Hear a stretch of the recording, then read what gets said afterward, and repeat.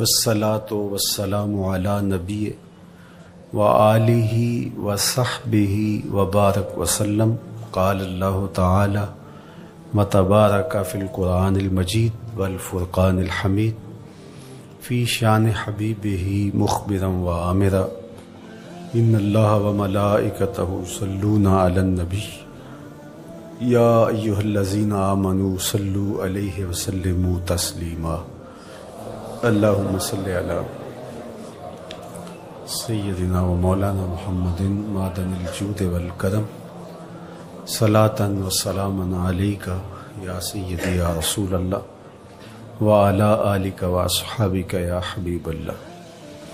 हम्दो तारीफ़ व तौसीफ़ अल्लाह जल्ला मजदुहुल करीम की ज़ाते बाबरकात के लिए, रसूल रहमत शफ़ी मुअज़्ज़म नबी मुहतशम हुज़ूर ख़त्मुल मरतबत सल्लल्लाहु अलैहि व आलिहि वसल्लम के हुज़ूर नाज़ में अपनी अक़ीदतों, इरादतों और मोहब्बतों का खिराज पेश करने के बाद वाजिबुल एहतराम ज़विल एहतशाम आली मरतबत मुहतरम सामीईन हाज़रीन, अस्सलामु अलैकुम व रहमतुल्लाहि व बरकातुहू।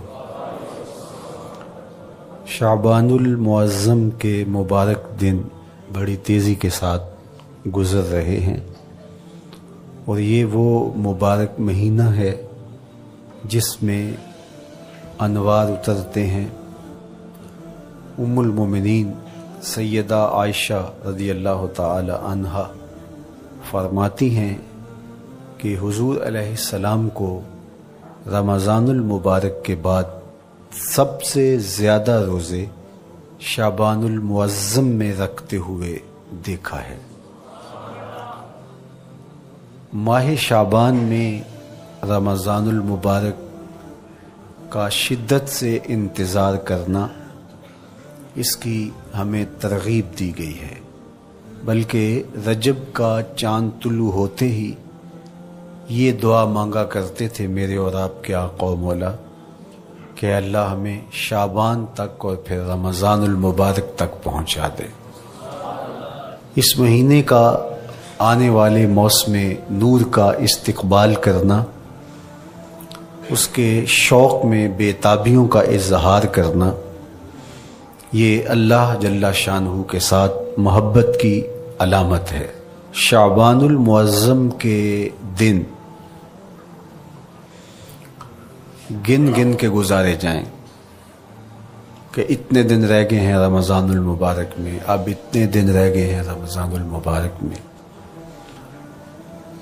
इंसानी ज़हन में ये सवाल पैदा हो सकता है कि मुतय्यना वक्त पर तो उस महीने ने आना ही है और अगर ज़िंदगी मौजूद रही तो उसको पा ही लेंगे, तो इस शिद्दत से इंतज़ार करने का क्या मतलब? तो उसका जवाब ये है, बैरून मुल्क से किसी के बुज़ुर्ग ने, वालिद ने या किसी के बेटे ने आना हो तो वो 2 माह कबल ही आँखें फ़र्श रा किए होते हैं और गिन गिन के दिन गुजार रहे होते हैं, और जो ही लम्हे करीब आते हैं तो फिर घड़ियां और सातें भी गिनी जाती हैं।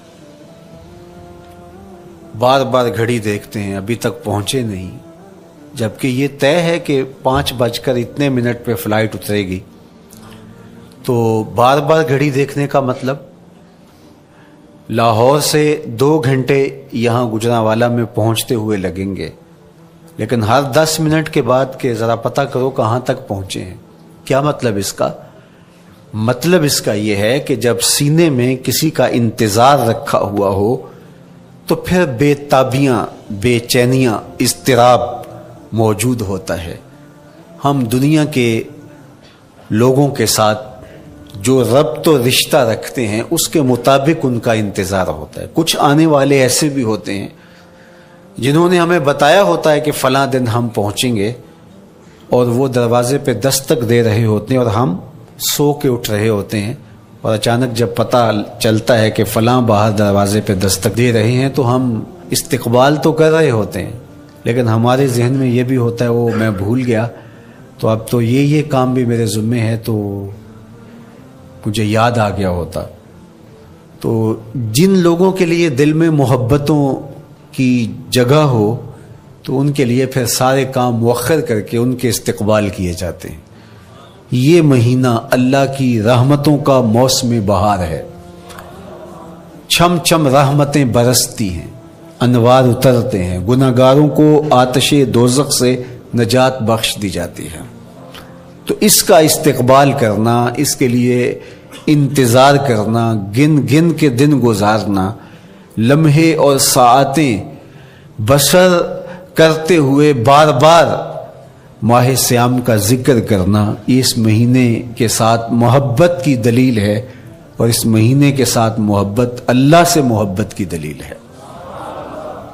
اس لیے اس مہینے کا استقبال کرنا، اس کے لیے تیاری کرنا، اپنے گھر کو صاف کرنا، اس کے لیے اپنی اولاد کے دل میں شوق پیدا کرنا اور ماحول پہلے پیدا کرنے کی کوشش کرنا، تاکہ جو ہی یہ ماہ جلوہ گر ہو تو روزہ رکھنے کا مزاج پیدا ہو چکا ہو، تلاوت کلام مجید کا مزاج پیدا ہو چکا ہو، دیگر نوافل اور اچھے اعمال بجا لانے کی عادت پڑ چکی ہو۔ تو شعبان میں ہی اس کی تیاری ہوتی ہے تاکہ رمضان المبارک آتے ہی ہم پوری طرح سے مستعد اور فعال ہو کر کے اس مہینے کی برکتوں کو سمیٹ لیں۔ اللہ کے محبوب علیہ السلام نے ارشاد فرمایا کہ جب ماہ صیام آتا ہے فتحت ابواب الجنہ، تو جنت کے 8 دروازے کھول دیے جاتے ہیں۔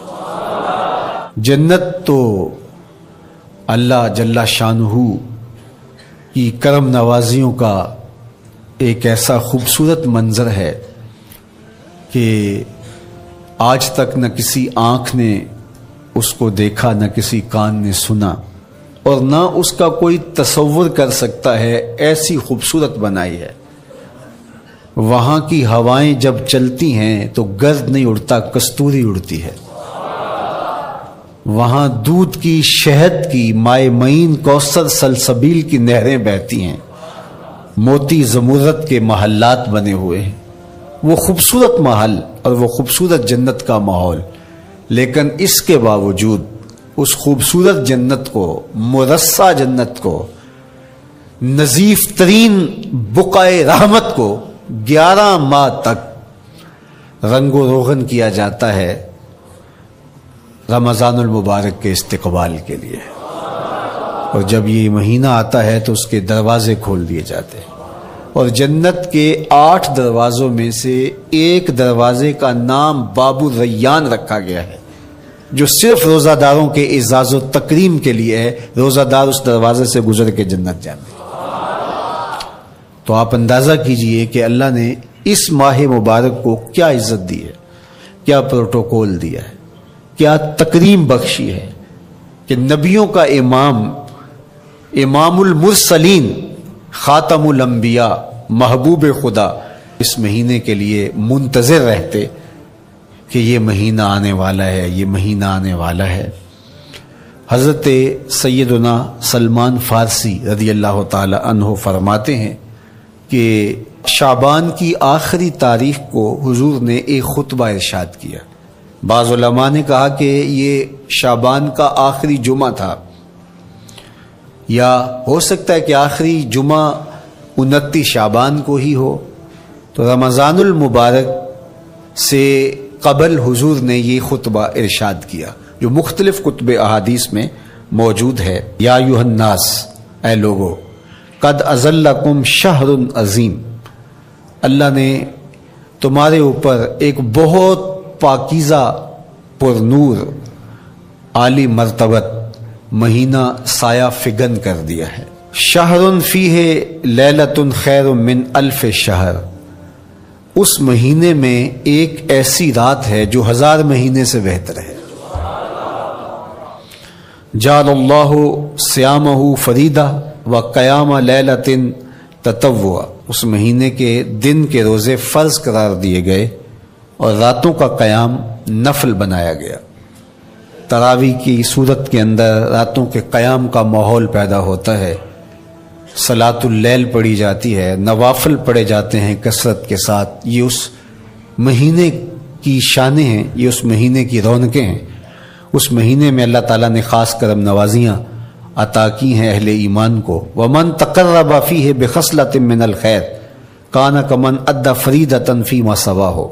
ایک نفل کا ثواب ایک فرض کے برابر اس مہینے میں کر دیا جاتا ہے۔ وَمَنْ أَدَّى فَرِيضَةً كَانَ كَمَنْ أَدَّى 70 فَرِيضَةً فِيمَا سَوَاهُ۔ اور اگر کوئی ایک فرض ادا کرتا ہے تو اس کو 70 فرائض کا ثواب ملتا ہے۔ اس قدر نیکیوں کا اجر بڑھا دیا جاتا ہے، ان کی قیمت بڑھا دی جاتی ہے اس مہینے میں۔ اور پھر ارشاد فرمایا وَهُوَ شَهْرُ الصَّبْرِ، یہ صبر کا مہینہ ہے۔ ہونے کے باوجود بھی انسان تناول نہیں کرتا، ٹھنڈا میٹھا مشروب میسر ہے اور زبان کانٹا بن گئی، حلق خشک ہو گیا، لیکن اس کے باوجود بھی ایک گھونٹ حلق سے نیچے اتارنے کا روادار نہیں ہوتا۔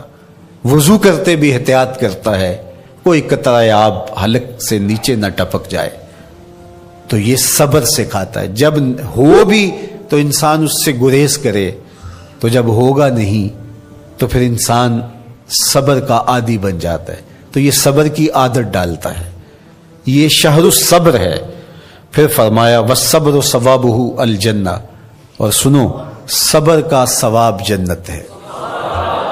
جو شخص صابر ہوتا ہے اس کا صلہ جنت کی صورت میں عطا کیا جائے گا۔ وشہر المواسات، اور یہ ہمدردی کا مہینہ ہے، باہمی پیار کا مہینہ ہے، الفتیں بانٹنے کا مہینہ ہے، نرم دلی کا مہینہ ہے، ایک دوسرے کے احساس کا مہینہ ہے۔ جب کوئی شخص بھوک اور پیاس کاٹتا ہے تو اس کو پھر محسوس ہوتا ہے، بالخصوص عمرا، کہ بھوک کیا بلا ہوتی ہے، اور جو نان شبینہ کو ترستے ہیں اور جنہیں کھانا میسر نہیں آتا ان کی زندگیاں کتنی تلخ ہوتی ہیں۔ تو بھوک اور پیاس احساس پیدا کرتی ہے ان لوگوں کا کہ جو اللہ کی دی ہوئی نعمتوں سے محروم ہیں۔ تو اس لیے یہ ایک قسم کا رحم دلی کا مہینہ ہے، پیار بانٹنے کا مہینہ ہے، یہ الفتیں تقسیم کرنے کا مہینہ ہے۔ وَشَهْرٌ يُزَادُ فِيهِ رِزْقُ الْمُؤْمِنِ، اور یہ ایسا مبارک مہینہ ہے جس میں مومن کا رزق بڑھا دیا جاتا ہے۔ روزہ کھانا بچانے کے لیے، یہ اخراجات کم کرنے کے لیے نہیں ہے، بلکہ اس میں آپ کا رزق اور بڑھ جاتا ہے۔ ایسی ایسی نعمتیں کھانے کو ان لوگوں کو بھی نصیب ہو جاتی ہیں عام دنوں میں جو ان کا مقسوم نہیں ہوتی۔ دسترخوان لگتے ہیں، افطاریاں ہوتی ہیں، سحری کے لمحات ہوتے ہیں، کوئی کسی کو ویسے کھانا کھلائے تو اس دسترخوان پہ کھانے کے لیے آنا اس کا اور رنگ ہوتا ہے۔ لیکن افطار کا دسترخوان جب بچھتا ہے اور لوگ جب اس کے اوپر آتے ہیں، امیر بھی آتے ہیں، غریب بھی آتے ہیں، تو اللہ کی دی ہوئی نعمتیں جو دسترخوان پہ پڑی ہوتی ہیں ان کو اٹھاتے ہیں، کام و دہن کی تسکین کا سامان کرتے ہیں، عزت نفس بھی مجروح نہیں ہوتی اور طرح طرح کی نعمتیں کھانا بھی دستیاب ہو جاتی ہیں۔ تو یہ ایک مہینہ ہے مواسات کا، اس میں رزق بڑھ جاتا ہے، غرباء تک بھی اللہ کی نعمتیں وہ پہنچتی ہیں جو عام دنوں میں ان کو میسر نہیں ہوتی، اور امراء بھی نعمتوں کا لطف لیتے ہیں، نعمتوں کا مزہ انہیں آتا ہے، اس لیے کہ بھوک کاٹنے کے بعد جب ان کو نعمت میسر آتی ہے تو پھر انہیں احساس ہوتا ہے۔ جو شخص ہر وقت سیراب رہتا ہے تو اس کو کیا پتا کہ شدید بھوک کے بعد کھانے کا لطف کیا ہوتا ہے۔ سخت پیاس کے بعد میٹھا اور ٹھنڈا مشروب جب رگوں کو تر کرتے ہوئے معدے تک پہنچتا ہے تو اس کی تراوت، اس کی ٹھنڈک، اس کی لذت، اس کا کیف و سرور، اس کی عذوبت کس طرح راحت بخشتی ہے۔ اسی لیے میرے اور آپ کے آقا و مولا نے ایک دوسرے مقام پہ ارشاد فرمایا للصائم فرحتان، فرحۃ عند فطرہ و فرحۃ عند لقاء ربہ۔ روزے دار کے لیے دو خوشیاں ہیں، ایک خوشی اسے تب ملتی ہے جب وہ روزہ افطار کرتا ہے، وہ لمحے مسرتوں کے ہوتے ہیں، ایک روحانی احساس ہوتا ہے، اتنا لمبا دن، اتنا سخت دن، گرمی کی شدت، مالک تیرا شکر ہے لمحہ اختتام پہنچا اور یہ اتنا لمبا دن تیرے حکم کی تعمیل کرتے ہوئے بسر ہو گیا۔ ایک تو روزہ کھولتے ہوئے وہ ایک سرشاری ہوتی ہے، وہ ایک لذت ہوتی ہے، روحانی تسکین ہوتی ہے۔ آج کل وہ افطار کے دسترخوان لگتے ہیں تو جس طرح ہمارے سارے معاملات جو ہیں وہ ملوث ہو گئے ہیں ریا سے، تصنع سے، اس طرح افطار بھی ایک فیشن کے طور پہ فروغ پا رہی ہے۔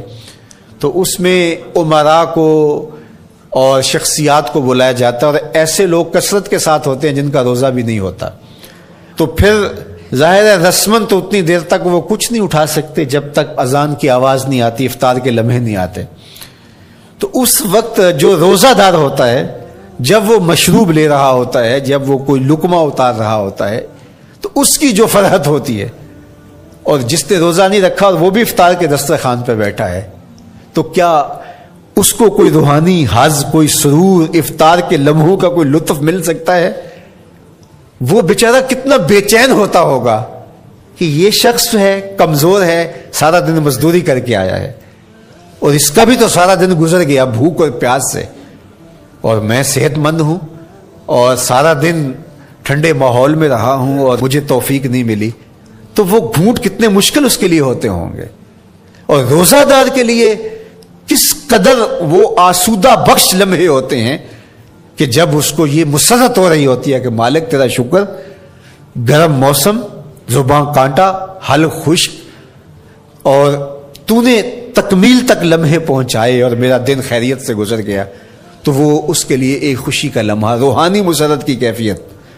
اور دوسری کہ جب وہ ٹھنڈا اور میٹھا مشروب، سارے دن کی سوکھی ہوئی زبان اور خشک حلق، اور انسان کی جو ہے وہ رگیں بھی، انتڑیاں بھی خشک ہو چکی ہوتی ہیں، تو ٹھنڈا اور میٹھا مشروب جب انسان کے معدے کی طرف بڑھ رہا ہوتا ہے، زبان بولے نہ بولے، ایک ایک رواں اللہ کی حمد بول رہا ہوتا ہے، اور تشکر انسان کے رگو ریشہ سے ادا ہو رہا ہوتا ہے، اور اس کی کیفیت، اس کی سرشاریاں، اس کی لذتیں وہ دیکھنے کی ہوتی ہیں۔ تو کہا للصائم فرحتان، روزے دار کو تو ایک فرحت اس وقت ملتی ہے عند فطر ہی، جب وہ روزہ کھولتا ہے، روحانی فرحت بھی، جسمانی فرحت بھی۔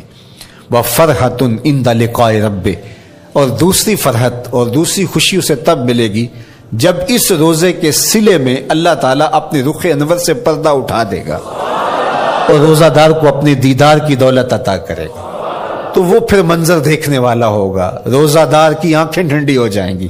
اصل افطار تو وہ ہوگی نا، اللہ اکبر، اصل تو شربت دیدار ملے گا جو روح کی پیاس بجھا دے گا، جو من کی بھوک مٹا دے گا۔ تو کہا للصائم فرحتان، فرحۃ عند فطرہ وفرحۃ عند لقاء ربہ، روزہ دار کے لیے دو خوشیاں ہیں، ایک خوشی وہ ہے جب اس کے جسم کی پیاس بجھتی ہے، اور ایک خوشی تب ملے گی جب روح کی بھوک مٹے گی، جب من کی پیاس بجھے گی، اور پھر وہ سرشاریوں کے عالم میں دیکھتا ہی چلا جائے گا، اور وہ سیراب ہی نہیں ہو پائے گا کہ میں ان دو آنکھوں سے دیکھ رہا ہوں، کاش کہ لو لو دے مڈ لک لک چشمہ، ایک کھولا تے ایک کجا ہوں۔ وہ اس آرزو میں ہوگا کہ میرا رواں رواں آنکھ بن جائے اور میں اس دیدار سے فیضیاب ہوتا چلا جاؤں۔ تو وہ کیا لمحے ہوں گے، وہ کیا گھڑیاں ہوں گی، وہ کیا ساعتیں ہوں گی، کوئی لفظ نہیں ہے جن لفظوں میں ان حقیقتوں کو بیان کیا جا سکے، اس لیے کہ وہ منظر ہی وراء الورا ہوگا۔ تو روزہ دار کو فرحت ملتی ہے جب وہ روزہ کھولتا ہے۔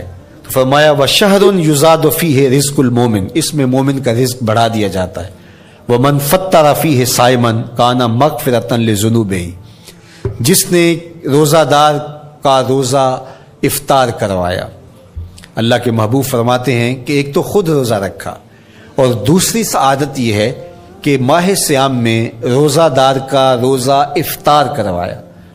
آپ شریعت بیضاء کو بنظر عمیق مطالعہ کر کے دیکھیں، ماہ سیام میں بہت زیادہ اس بات پہ زور دیا گیا ہے کہ روزہ افطار کرواؤ، اپنے گھر میں بیٹھ کر کے روزہ افطار کر لینا، یہ بھی سعادت مندی ہے، روزہ نصیب ہو جائے۔ لیکن اس بات پہ بہت زور دیا گیا ہے ماہ صیام میں کہ ایک ماحول پیدا ہو، لوگوں کو افطار کروائیں تاکہ تمام لوگوں تک اللہ تعالیٰ کی نعمتیں پہنچیں اور لوگوں تک جو ہے وہ رمضان المبارک کی برکتیں پہنچے۔ تو ارشاد فرمایا ومن فطر فیہ صائما، جس نے روزے دار کا روزہ افطار کروایا، کان مغفرۃ لذنوبہ، تو وہ افطار کروانے والوں کے گناہوں کی بخشش کا ذریعہ بن جائے گا۔ یہ افطاری گناہوں کی مغفرت کا سبب بن جائے گی۔ وَعِتْقَ رَقْبَتِهِ مِنَ النَّارِ، اور آتش دوزخ سے گردن کی آزادی کا مجدہ جاں فضا بن جائے گا یہ امر کہ اس نے کسی کا روزہ افطار کروایا۔ وَقَانَ لَهُ مِثْلُ أَجْرِهِ مِنْ غَيْرِ أَنْ يَنْقُصَ مِنْ أَجْرِهِ شَيْءٌ، اور روزہ افطار کروانے والے کو روزہ رکھنے والے جتنا اجر ہی دیا جائے گا، لیکن روزہ رکھنے والے کے اجر میں بھی کوئی کمی نہیں واقع ہوگی۔ جتنا اس نے سارے دن کی بھوک اور پیاس کاٹ کر کے تکلیف اٹھا کر کے روزہ رکھا، جس نے شام کو اس کو افطار کر دیا اتنا ہی ثواب اس کو عطا کر دیا جائے گا، اس کا اجر کم کیے بغیر۔ اللہ اکبر، یہ امت کے لیے اللہ نے کیا پیکج دیا ہے، کیا کرم نوازیاں ہیں اس امت کے لیے۔ آقا کریم نے ارشاد فرمایا ایک شخص صبح سے لے کے ظہر تک مزدوری کرتا ہے، اس کو ایک قیراط دیا جاتا ہے، اور ایک شخص ظہر سے لے کر عصر تک مزدوری کرتا ہے، اس کو بھی ایک قیراط دیا جاتا ہے، اور ایک عصر سے لے کر مغرب تک مزدوری کرتا ہے، اس کو 2 قیراط دیے جاتے ہیں۔ فرمایا پہلی مثال یہود کی ہے، دوسری مثال نصارہ کی ہے، اور تیسری مثال میری امت کی ہے۔ یہودیوں نے اور عیسائیوں نے اس پہ اعتراض کیا کہ ہمارا اجر کیوں تھوڑا ہے، تو میرے اور آپ کے آقا و مولا نے فرمایا تمہارا تھوڑا نہیں، ہمارا زیادہ ہے۔ آج کل اگر 1000 روپیہ مزدوری چلتی ہو مزدور کی، تو کوئی شخص صبح سے شام تک ایک شخص سے مزدوری کروائے اور 1000 روپیہ دے دے، اور دوپہر کو اڈے سے جا کے ایک مزدور اور لے آئے، شام کو اس کو بھی 1000 روپیہ دے آئے، اور ایک شخص کو عصر کے وقت لائے اس کو 2000 روپیہ دے دے، تو 1000 والا کہے کہ میرے سے زیادتی ہوئی ہے، تو اس سے زیادتی تو نہیں ہوئی، اسے تو پوری مزدوری دی گئی ہے، اب اس پہ مہربانی ہوئی ہے، اس پہ رحمت ہوئی ہے۔ تو کہا یہود اور نصارہ کی یہ مثال ہے، ایک صبح سے ظہر تک مزدوری کرے اس کو 1 قیراط، ایک ظہر سے عصر تک مزدوری کرے اس کو بھی 1 قیراط، اور تیسرا بہت تھوڑا وقت عصر سے مغرب تک مزدوری کرے اس کو 2 قیراط۔ کہا یہ امت محمدیہ علی صاحب الصلوات کو دیا گیا نور ہے۔ تو ایک شخص نے سویر سے لے کر شام تک روزہ رکھا، بھوک کاٹی، پیاس کاٹی، سخت شدت کی گرمی سہی، اور ایک شخص نے شام کے وقت اس کو روزہ افطار کروا دیا۔ اور سنو حضور علیہ الصلوۃ والسلام کا فرمان، جب حضور نے فرمایا کہ اس کو پورا اجر ملے گا پہلے کے اجر کو کم کیے بغیر، تو صحابہ کا تو دل تڑپنے لگا کہ یہ کتنی بڑی بات ہے۔ اب آپ جانتے ہیں کہ یہ زمانہ ایسی معاشی خوشحالیوں کا نہیں تھا، لوگوں کے پاس تو نان شبینہ بھی میسر نہیں ہوتا تھا، تو صحابہ نے جو سوال کیا، قالوا یا رسول اللہ صلی اللہ علیہ وسلم، انہوں نے کہا اے اللہ کے پیارے رسول صلی اللہ علیہ وسلم، لیسا کلنا یجد ما یفطر الصائم، ہم میں سے تو ہر بندہ یہ طاقت نہیں رکھتا کہ روزہ دار کو روزہ افطار کروا دے، تو یہ اتنی بڑی سعادت، تو یہ تو پھر اہل زر ہی یہ سعادت حاصل کر پاتے ہیں، ہمارے جیسے لوگ تو پھر جو مال و دولت نہیں رکھتے تو وہ تو پھر یہ سعادت نہیں حاصل کر پائیں گے۔ تو میرے اور آپ کے آقا و مولا نے کیا فرمایا؟ قال، حضور نے ارشاد فرمایا یؤتی اللہ ھذا الثواب، یہ ثواب اللہ اسے شخص کو بھی عطا کرے گا، من فطر صائما علی مزقۃ لبن او تمرۃ او شربۃ من ماء، فرمایا کہ یہ اجر اللہ اس کو بھی عطا کرے گا جس نے کسی کا روزہ 1 گھونٹ دودھ سے کھلوا دیا، یا 1 کھجور سے کھلوا دیا، یا پانی کے 1 گھونٹ سے اس کا روزہ افطار کروا دیا۔ لازمی نہیں ہے کہ دسترخوان سجا ہو، انواع اقسام کے کھانے پڑے ہوں اور وہ افطاری ہی افطاری قرار پائے گی، جس نے کسی کو وہاں باہر ٹوٹیوں سے پانی کا گلاس بھر کے کٹورا بھر کے سادہ پانی بھی پیش کر دیا تو اس کو بھی ثواب مل جائے گا. کتنا ثواب ملے گا؟ پورا روزہ رکھنے کا ثواب اس کو ملے گا. کتنی رحمتوں کی لوٹ سیل لگی ہے. کوئی ایسے بھی بانٹتا ہے, کوئی ایسے بھی کرم نوازیاں ہوتی ہیں, لیکن میرے رب کے خزانے کتنے کھلے ہیں. میں نے مدینہ المنورہ میں ایک شخص کو دیکھا کہ وہ روزے کے وقت وہاں سے ہی گلاس لیتا اور زمزم سے بھرتا اور روزہ داروں کے آگے رکھتا چلا جاتا, اور روزانہ اس کا یہ عمل ہوتا. نماز عصر کے بعد شروع ہوتا, جتنی اس کی پہنچ ہوتی ہر ایک کے آگے رکھتا چلا جاتا. پانی بھی وہاں سے لیا, گلاس بھی وہاں سے لیا. اللہ اکبر. فرمایا دودھ کا ایک گھونٹ یا پانی کا ایک گلاس یا ایک کھجور اس نے کسی کو پیش کی اور اس نے اس سے روزہ کھولا. اللہ کے محبوب فرماتے ہیں پہلے کے اجر میں بغیر کسی کمی کے اس کو پورا ثواب روزے کا نصیب ہوگا. اللہ اکبر. اب سنو, پھر حضور نے ارشاد فرمایا ومن اشبع صائمن, اور جس نے صحیح اہتمام کے ساتھ روزے دار کو اچھا کھانا کھلایا, اچھی پرتکلف افطاری دی, سقاہ اللہ من الحوض شربتا لا یظمأ حتی یدخل الجنہ, اس کو حوض کوثر سے ایسا جام ملے گا کہ اس کو کبھی پیاس نہیں ملے گی یہاں تک کہ جنت میں چلا جائے گا. اللہ اکبر. اس کو کوثر کے جام نصیب ہوں گے حشر کی گرمی میں. اور آپ کو معلوم ہے, علماء سے آپ نے بارہا سنا ہوگا کہ جام کوثر جس نے ایک بار پی لیا پھر 50,000 سال کے دن میں اس کو دوبارہ پیاس نہیں لگے گی. یہ جام کوثر کی خصوصیت ہے. فرمایا وَهُوَ شَهْرٌ أَوَّلُهُ رَحْمَةٌ, یہ وہ مہینہ ہے جس کے پہلے 10 دن رحمت ہیں اور اس کا درمیانی عشرہ مغفرت ہے. وَآخِرُهُ عِتْقٌ مِّنَ النَّارِ, اور اس کا آخری عشرہ جو ہے وہ آتش دوزخ سے نجات کا ضامن ہے.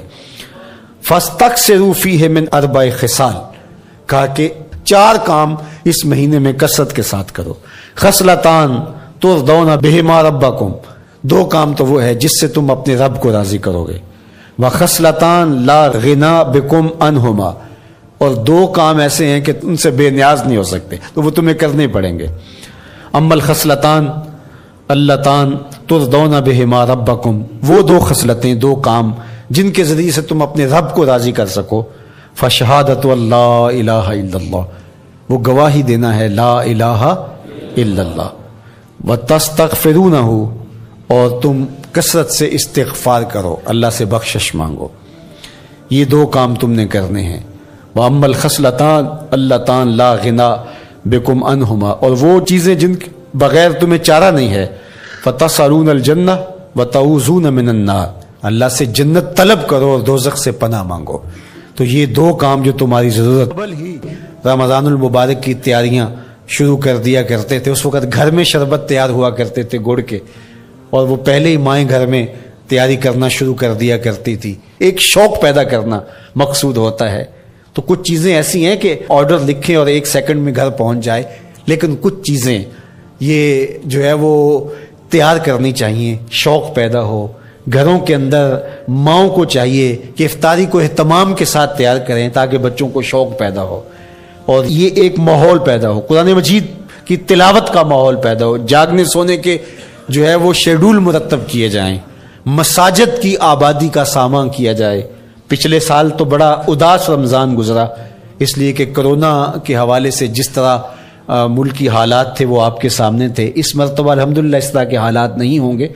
کچھ SOPs کو آپ کو فالو کرنا ہوگا, لیکن مسجدوں کی انشاءاللہ رونقیں بحال رہیں گی, اور صلاۃ التراویح اور سحر و افطار کے لمحے, نوافل, تسبیحات, اذکار, نمازوں میں 5 گانا حاضریاں, یہ کیسا خوبصورت ماحول ہوتا ہے. رحمتیں برس رہی ہوتی ہیں, انوار اتر رہے ہوتے ہیں, اور وہ کیا خوبصورت لمحے ہوتے ہیں اور کیا گھڑیاں ہوتی ہیں.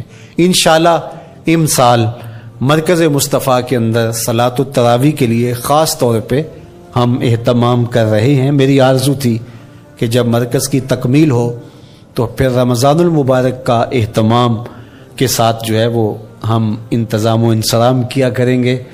چونکہ اس سے قبل بہت سارے تعمیراتی کاموں کی وجہ سے ہم الجھے رہتے تھے، لیکن اللہ کے فضل سے اب مرحلہ اول کی تکمیل ہو گئی اور مرحلہ ثانی کی طرف ہم بڑھنے والے ہیں۔ تو اس رمضان المبارک کے اندر ہمارے لیے بیٹھنے کی جگہ، خواتین کے لیے انتظام، افطار کے لیے، سحر کے لیے، دوستوں کے لیے انشاءاللہ خوبصورت اہتمام ہوگا۔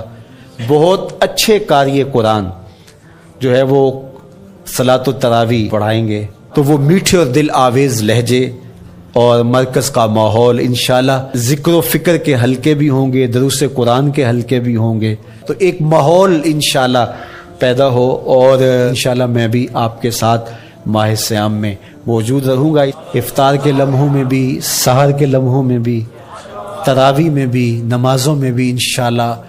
اور پھر جب ہم ہوں گے تو ماہ صیام ہوگا، رحمت کی گھڑیاں ہوں گی، اترتے ہوئے انوار ہوں گے، محبتوں کا ہجوم ہوگا، افطار کے میلے ہوں گے، سحری کے خوشگوار لمحے ہوں گے، قرآن کی دل نواز صدائیں ہوں گی، اور مرکز مصطفیٰ کا نورانی پرکیف سربدی ماحول ہوگا کہ اے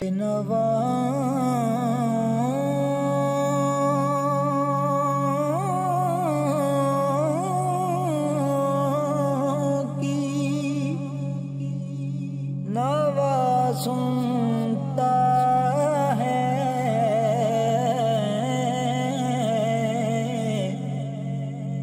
التجا سب کی، خدا سنتا ہے، ہم کے بندے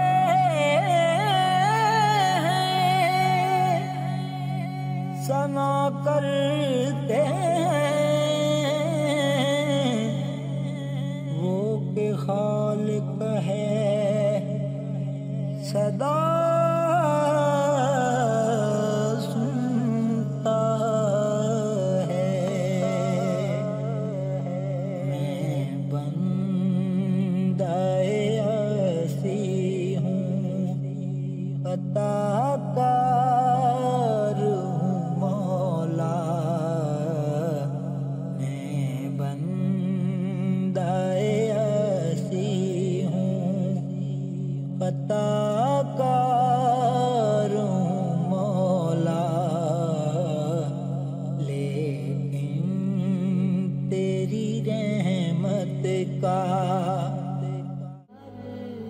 محبت والے لے گئے نال سے دل نہیں لگتا یار محمد چاہیے کیڑے پاسے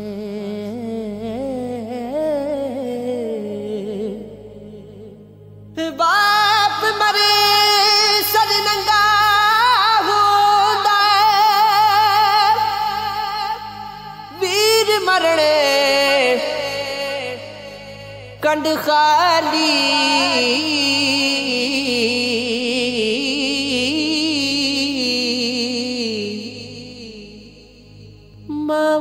باج محمد بخشا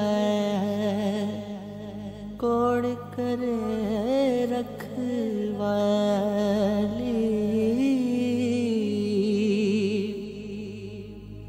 پائی پایا دے